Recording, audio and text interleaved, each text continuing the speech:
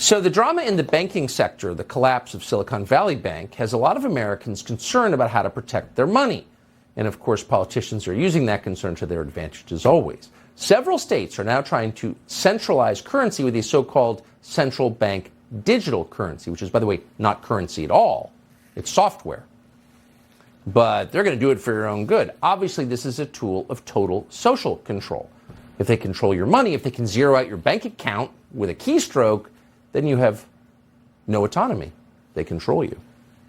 Well, in the state of South Dakota, legislators just passed a bill that would have changed the definition of money to exclude cryptocurrency, and that would put the state on a path to centralized digital currency. South Dakota's governor, Kristi Noem, the only governor we're aware of who's paying attention to this, vetoed that bill. She joins us tonight to explain why. Governor, thank you very much for doing this first and for coming on. Why did you do it? You're obviously under pressure not to veto it, but you did. Why did you?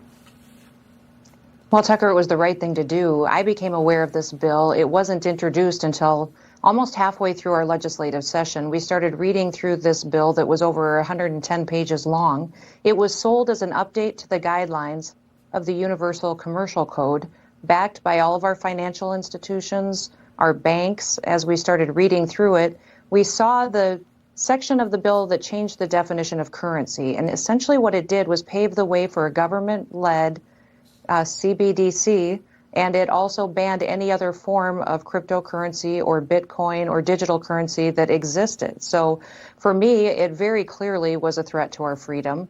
In South Dakota, we are the session that completes its business earliest in the year. We are the first ones to really look at this bill and find out the truth of what's in it.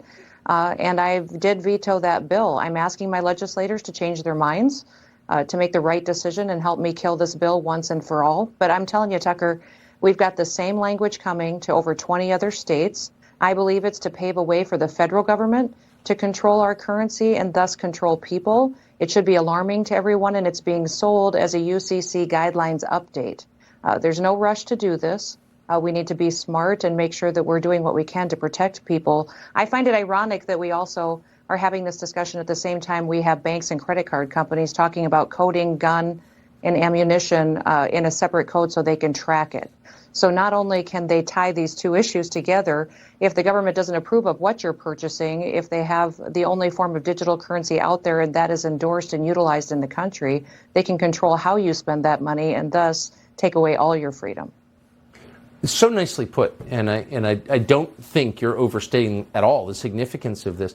Really quickly, do you think, and you want to give everyone the benefit of the doubt on their motives, but do you think that legislators in your state understand what this bill was actually designed to do? I don't know if they read it, Tucker. That's what is alarming to me is it was over 110 pages long, and they were told by lobbyists that they had listened to for the last 20 years that it's fine. It's just a regulation update. This is what we do is adopt federal regulations. But if you start reading it, you see in there is a redefinition of currency that it says government CBDCs are okay if they're run by the government, but any other form is then banned. It is clearly a change for how people's assets are utilized. It clearly limits the freedom of people to use other forms of currency that they may choose to if it is a digital currency. And it is clearly putting power into the hands of government. If anything we should have learned the last several years is the government can't be trusted. Bill Tucker, what I was surprised by was that, the bills that have made it to my desk this year, people think about South Dakota being conservative and being a very Republican state. The first bill I had to veto was a tax increase. Now this has made it to my desk. We've got other challenges as well. I really hope that what you've done inspires other governors. Appreciate your coming on tonight. Governor Kristi Noem of South Dakota. Thank you. Thank you, Tucker.